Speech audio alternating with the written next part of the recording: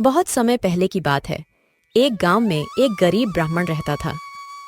एक दिन उसके घर कुछ अतिथि आए। ब्राह्मण के पास इतने भी साधन नहीं थे कि वह उन्हें खाने को कुछ दे सके। इस पर ब्राह्मण और उसकी पत्नी के बीच थोड़ी बहस होने लगी। ब्राह्मणी बोली, तुम्हें पेट भरने लायक अनाज कमाना भी नहीं आता। यही वजह है कि आज हमारे घर अतिथि आए हैं और हमारे पास उन्हें खिलाने के लिए कुछ भी नहीं है। ब्राह्मण ने जवाब दिया, कल कर्क संक्रांति है, मैं भिक्षा मांगने दूसरे गांव जाऊंगा।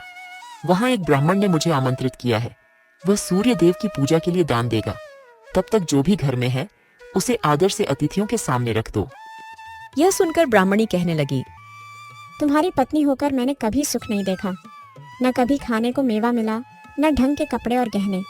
और अब तुम कह रहे हो कि जो घर में है वो अतिथियों को खिला दो। जब कुछ है ही नहीं तो क्या दूं? बस एक मुट्ठी तिल है।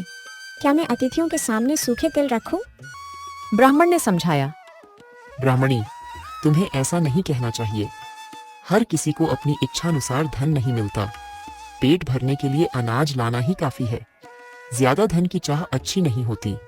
ऐसी इच्छाओं का त्याग कर देना चाहिए। ज्यादा धन की चाह रखने वाले की हालत गीदड़। एक दिन एक शिकारी जंगल में शिकार की खोज कर रहा था। उसने एक विशाल सूअर देखा और उस पर तीर चला दिया। तीर से घायल सूअर ने शिकारी पर हमला कर दिया और दोनों की मौत हो गई। उसी समय एक भूखा गीदड़ वहां से गुजरा। उसने देखा कि बिना मेहनत का इतना सारा खाना मिल गया। गीदड़ ने सोचा कि धीरे धीरे इसे खाऊंगा ताकि लंबे समय तक पेट भरा रहे। सबसे पहले उसने शिकारी के पास पड़ा धनुष देखा और उसे चबाने लगा। जैसे ही उसने धनुष की डोर चबाई, धनुष का एक सिरा वेग से उसके माथे को भेदता हुआ बाहर निकल आया। ऐसा लगा जैसे उसके माथे पर शिखा निकल आई हो। गीदड़ की भी थोड़ी देर बाद मौत। ब्राह्मण ने कहा, ब्राह्मणी, इसीलिए कहता हूँ कि जरूरत से ज्यादा लोग ठीक नहीं है। कहानी सुनकर ब्राह्मणी बोली, ठीक है, जो मुट्ठी भर तिल है वही अतिथियों को खिला दूंगी। ब्राह्मण संतुष्ट होकर भिक्षा मांगने चला गया।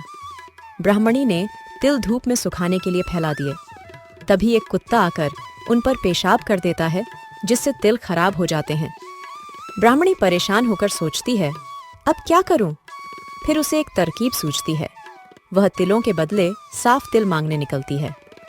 एक महिला तैयार हो जाती है, पर उसका बेटा अर्थशास्त्र पढ़ा होता है। वह माँ से कहता है, इन तिलों में जरूर कुछ खोट है, वरना कौन साफ तिलों के बदले गंदे तिल देगा। महिला तिल लेने से मना कर देती है। कहानी से सीख, हमें जो भी मिलता है उसी में खुश रहना चाहिए। दूसरों की चीजें देखकर दुखी नहीं होना चाहिए।